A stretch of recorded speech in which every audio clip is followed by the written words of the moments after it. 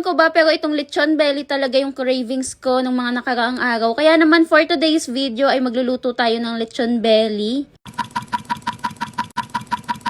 Meron nga tayo ditong napakalaking pork belly, mga mare. Bali, ang gagawin nga muna natin dito ay tutusok-tusukin natin para yung mga ingredients na ilalagay natin at yung mga pampalasa ipapasok dito sa karne. Para nga rin masigurado ay hiwa-hiwaan na nga lang din namin ito para mas pumasok yung mga pampalasa. Cheat day ko nga ngayong araw, mga mare. Hindi kasi po pwedeng madalas tayong kakain ng ganito. Lalo nga ngayon, nabuntis ako. Syempre, yung mga pagkain na kinakain ko, yung mga healthy. Araw-araw nga kami nagugulay, tapos yung munggo naman ay every week talaga namin yung inuulam. Nakakatulong daw kasi yung munggo para hindi manasin yung buntis. So ayan, naglagay nga lang ako ng mga pampalasa dito, tapos naglagay ako dito ng magic sarap at itong pamintang pino. Alam nyo, nakakatuwa din kasi yung mga ganitong pagkain noon ay kahit Pasko ay hindi talaga namin nakakain. Pero ngayon nga ay cravings na nga lang itong mga ganitong klaseng pagkain. Pero syempre dapat may limitation tayo kasi hindi naman yan maganda sa kalusugan. Sobrang namiss ko nga rin talaga mag voice over kasi ang tagal ko din talagang hindi nakagawa ng content. Kaya ngayon nga ay pipilitin ko talagang makapag-upload lagi, mga mare. Request naman kayo kung anong gusto nyong lutuin ko next time. Pero syempre, yung madali lang muna kasi hindi pa naman ako pwedeng mapagod ng todo. Simple nga lang din itong lechon belly namin kasi wala din namang masyadong laman ito sa loob. Hindi nga rin gusto ng Daddy Mark yung lasa ng tanglad, kaya naman hindi na nga rin kami naglagay nun. Tamang pampalasa nga lang din yung nilagay namin. Tapos ayan, iikutin na nga ito para maumpisahan na nga rin ang pagluluto. Actually, si Daddy Mark talaga itong nagluluto ng lechon belly ngayon. At pakiramdam ko talaga, hilong-hilo na talaga itong belly natin sa paikot-ikot na ginagawa niya.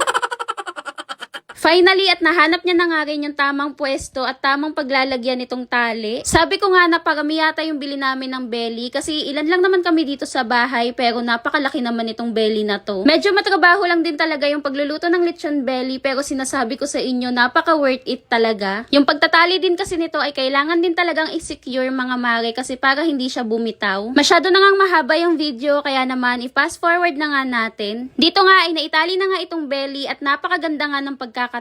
Secure na secure din talaga yan, mga mare, kaya naman hindi yan bibitaw mamaya. Pagkatapos nga i-secure yung belly ay papakuluan naman natin ito. Ganito nga kami magluto ng lechon belly, mga mare, at pantay na pantay nga yung pagkakaluto at napakasarap. Syempre dito sa pagpapakuluan natin ay maglalagay nga rin tayo dito ng mga pampalasa. Nakapaglagay na nga kami dyan ng sibuyas, bawang, paminta at itong laurel. Naglagay nga rin si Daddy Mark nitong tanglad pati nga yung asin kanina. Okay na nga rin yung mga pampalasa kaya naman nilagay niya na nga rin itong belly. Buti na nga lang din ay nagkasya nga itong belly dito sa ating pagpapakuluan. Feeling ko nga kapag binili nga lang namin ito, aabutin nga ito ng 1,000. Bali, papakuluan nga lang ito hanggang sa lumambot nga itong pork. Fast forward, mga mare, ito nga at malambot na nga itong baboy kaya naman ready na nga itong i-air fry. Bali, sa air fryer na nga lang namin ito lulutuin para nga mas madali at para makales din sa oil. Ayun nga lamang, mga mare, ay hindi nga ito kakasya dito sa air fryer kaya naman wala tayong no choice kundi hatiin nga ito. Sayang, ang ganda pa naman sana kapag naluto nga ito ng buo. Ganito nga kalalaki yung hiwa na gagawin para nga magkasya doon sa air fryer at para nga isang luto na nga lang din yung gagawin. After mahiwa ay ilalagay na nga natin dito sa air fryer para nga makapag-umpisa na nga rin tayong magsalang. Napakatagal nito lutuin, mga mare, sa totoo lang. Kaya naman kung magluluto kayo nito, siguraduhin yung maaga pa lang ay lulutuin nyo. Or maaga pa lang, sisimulan nyo na agad yung pagluluto. Kasi kung 10 AM kayo mag-start magluto, naku, anong oras na kayo manananghalian nun?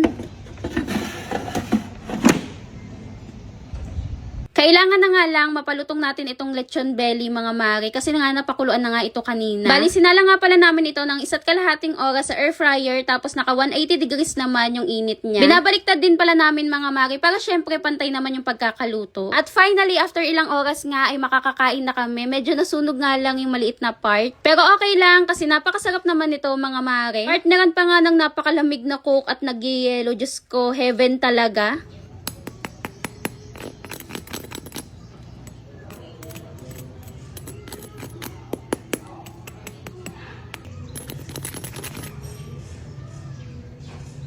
So, ayun lang for today's video. Kita-kita tayo next vlog!